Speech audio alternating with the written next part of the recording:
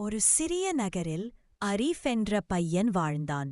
அவன் புத்திசாலி, ஆனால் சில சமயம் அம்மா அப்பாவின் வார்த்தைகளை கவனமாக கேட்பதில்லை. படிப்பிலும் வேலைகளிலும் அவனுக்கு ஆர்வம் இருந்தாலும் பெற்றோரின் அறிவுரைகளை பிறகு பார்க்கலாம் என்று ஒத்திவைப்பது. ஒருநாள் பள்ளியில் அறிவியல் மாதிரி நிகழ்ச்சி நடத்தப்பட்டது. அதில் பங்கேற்க அரீஃப் மிகவும் ஆர்வமாக இருந்தான். ஆனால் வேலை அதிகம் என்பதால் எப்படிச் செய்வது என்று தெரியாமல் வருந்தினான். வீட்டிற்கு வந்து அம்மாவிடம் சொன்னான். அவள் சிரித்தபடி, முதலில் திட்டமிட்டு பணிபுரிந்தால் எதை வேண்டுமானாலும் முடிக்கலாம் என்று அறிவுரை கொடுத்தாள். அப்போது அரீஃப் கவனிக்கவில்லை.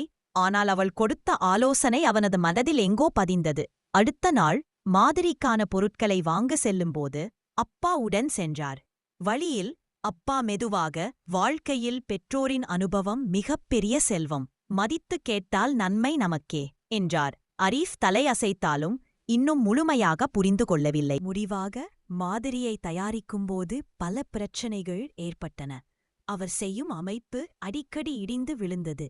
ஏமாற்றத்தில் சோர்ந்து அமர்ந்தபோது அம்மா வந்து அவனுக்காக வெந்நீர் குடிக்க கொடுத்து, சிறிது ஓய்வு எடுத்தால் மனது தெளிவாகும் என்று கூறினாள். அவளது கருணையான குரலும் கவனமுள்ள செயல்களும் அரீஃபின் மனதை நிர்மமாக்கின. சிறிது நேரம் கழித்து அப்பா வந்து, இந்தப் பகுதிக்கு ஒரு வலுவான அடிப்படை போடு, எந்த கட்டுமனமும் அடிப்படையால்தான் நிலைக்கும் என்று அறிவுரை கொடுத்தார். அந்த வார்த்தை அரீஃப் மனதை திறந்தது. அவர் சொன்னதை முயற்சித்தபோது மாதிரி உறுதியாக நின்றது.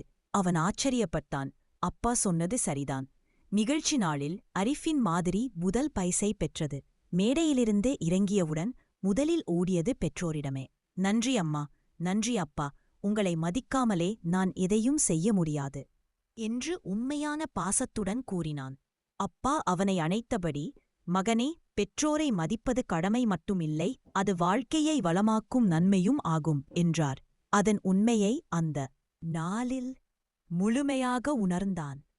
கதையின் நற்செய்தி: பெற்றோரின் அனுபவமும் பாசமும் வாழ்க்கையின் பெரிய வழிகாட்டிகள்.